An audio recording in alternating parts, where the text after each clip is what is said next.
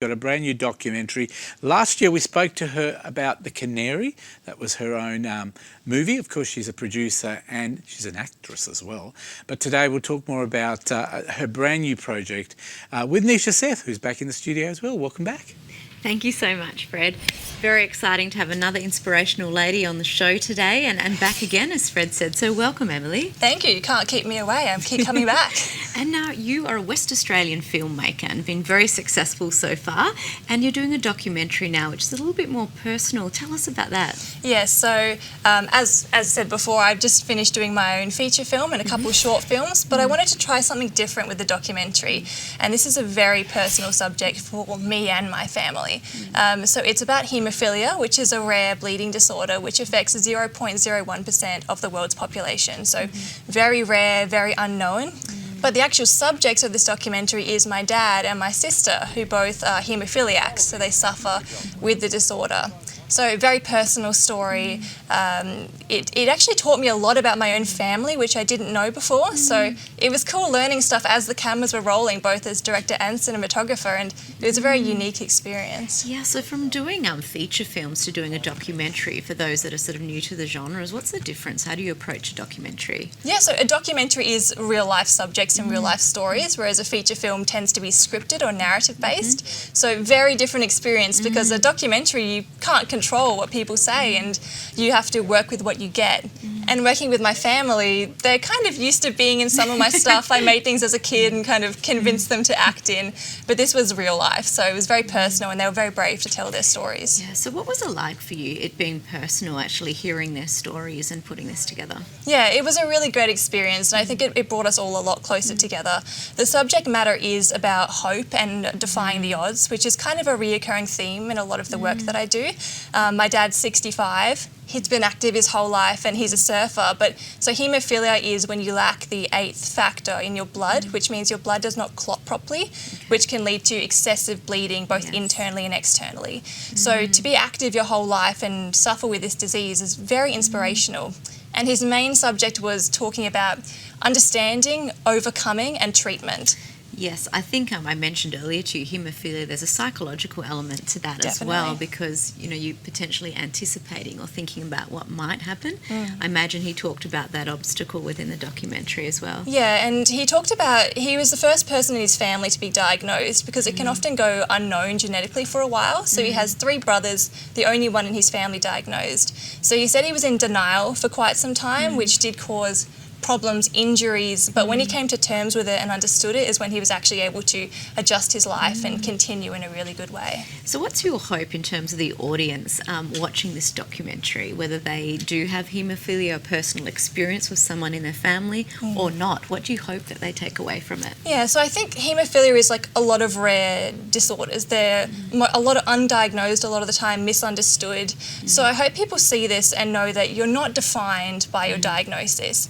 You might have, you know, conditions, but once you know to organise them, to manage your life around them, you can still live a very fulfilled life. And the same is said with my sister.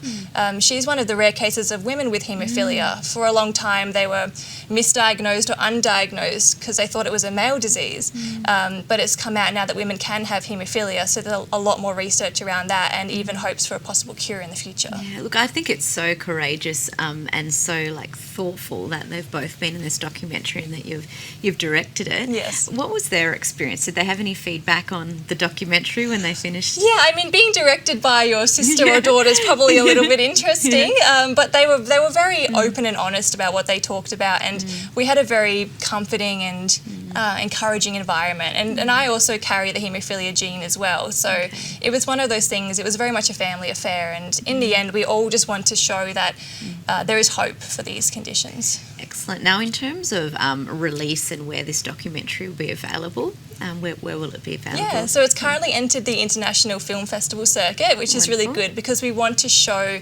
more people in the world, to get them to know about haemophilia, know what it is and the impacts it has on everyday people and Australians' lives. And then we're doing a screening later in the year, which is really exciting. Fantastic. And I know now with a lot of conditions, especially if you know it's in your family, there is a lot of sort of genetic screening you can get done. And I think maybe that's part of a bit of a health notice as well for people to maybe do some genetic testing. Yeah, and I think the whole angle on women finally being recognised as having haemophilia, although it can be rare cases, really validates a lot of women, how they felt. For a lot of years they were undiagnosed, and I know that that was a really big issue for a lot of women. Wonderful. Look, congratulations, and we're obviously going to keep a lookout for more on the documentary. You've also been very busy in other spaces though. What else are you up to? Yes, keeping busy all the time. So I just finished a featurette called Where Dead Things Grow, which has done really, really well internationally, and I'm on to my next feature film, which is really exciting. Oh, what can we know about that? I can't say too much just yet, but it is all based in Western Australia. We want to utilise full WA cast and crew. That's a really big thing for me, keeping it local. And it's a quasi-Wild West with horror, thriller, monster elements. Oh, wow. Yeah, I've got a few people smiling in here. A bit different for me. So, and we really want to utilise Western Australian landscape and show local talent. Yeah, look, I've heard you say a couple of times during this interview a bit different for me, which kind of strikes me that your essence is, diversity, trying different things. Yeah. I mean, like, whatever I haven't done, I'm like, I want to do that. And I want to make it, I want to make it as hard for myself as possible. So I very inspirational, very inspirational. So any ideas on what's next? I know you can be quite spontaneous, but have you got any plans for the next couple of years? Yeah, well, right now we're currently in pre-production for the next film. So we are looking for any kind of altruistic support from the community and locals, and we've just opened casting right now. So we're going through that phase, which is really cool. And just keep creating, and I really want to emphasise WA talent because we've got so much here that doesn't get recognised. So everything I make, I try to really keep it local and within the state. Oh, look, wonderful. Congratulations. I think it's great, just like Fred creating opportunities for all of us 100%. Here in WA. I think that's so important. Yeah. Where do we find out more about not just your documentary but all of your feature films? Yeah, you can find out stuff at our website, which is saltandhoneyproductions.com.au. It's got things about the documentary, the new film, casting and crew opportunities, and like you said, with everybody here we need to support each other, and WA has that great community as well, so any chance to help us and help each other is so invaluable. Well, Emilie, always a pleasure to have you on the show, and I'm sure we'll have you back very, very soon. You don't have a choice. I will find my way back. We want you back. We'll find you as well. So if you've missed any of that, of course, go to thecouch.com.au, our Facebook page. But Emilie Lowe, a fantastic West Australian. We'll look forward to seeing you very soon. Thank you. Thank you so much. I appreciate it. Pleasure. It's back to you, Fred. Thank you, Nisha. Can I say, what a well-spoken young lady.